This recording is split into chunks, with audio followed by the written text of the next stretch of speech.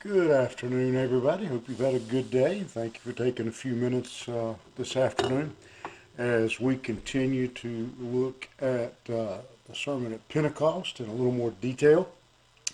And this afternoon, we're just going to be looking at one verse, Acts chapter 2 and verse 39. Acts chapter 2 and verse 39.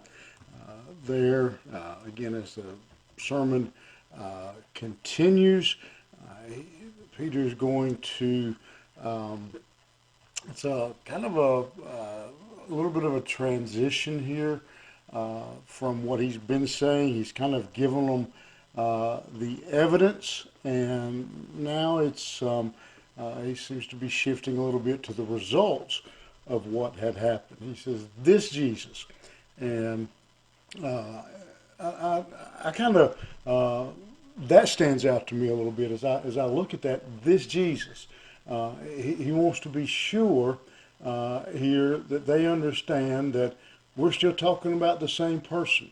We're still talking about the same man, the one you had crucified. We're still talking about this Jesus God raised up, and of that we all are witnesses.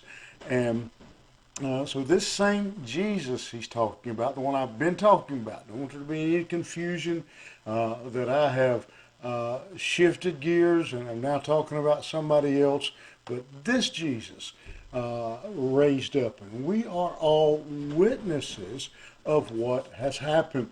What really stands out when you think about that verse is these are all men who just not that long ago were scared to death. They had run off. They had all scattered as Christ was arrested and then crucified. And just that statement right there, when you said, "This Jesus God raised up," and of that we are all witnesses. You can hear the boldness. You can just sense the boldness in that statement that Peter now has. What's happened? What's changed in his life? Well, he tells us there's what happened. He says we're all witnesses to the resurrection of Christ. We witness the resurrection ourselves. When we experience the resurrected Christ, our lives are transformed.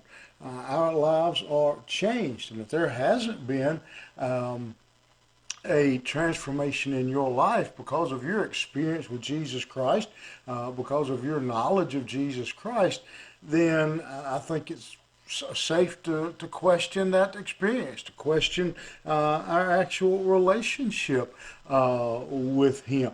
And so then the second part of that is as part of that resurrection, they have now been filled and equipped and energized by the Holy Spirit.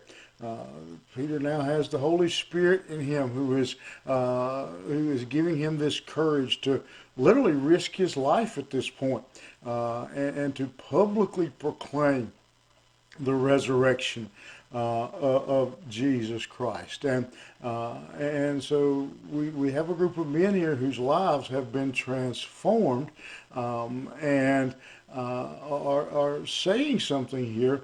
We're all witnesses. Why would they ran the risk of being arrested, persecuted, even executed for preaching Jesus? So why would they do that if it wasn't true? There was no real gain for them in preaching that message. But the resurrection of Christ and the power of the Holy Spirit had changed these men, and they were truly witnesses to the resurrection of Jesus Christ. When we experience the resurrected Christ, there will be visible results. We will have that boldness and courage that these men exhibit at this time. All right. Hope you think about that a little bit.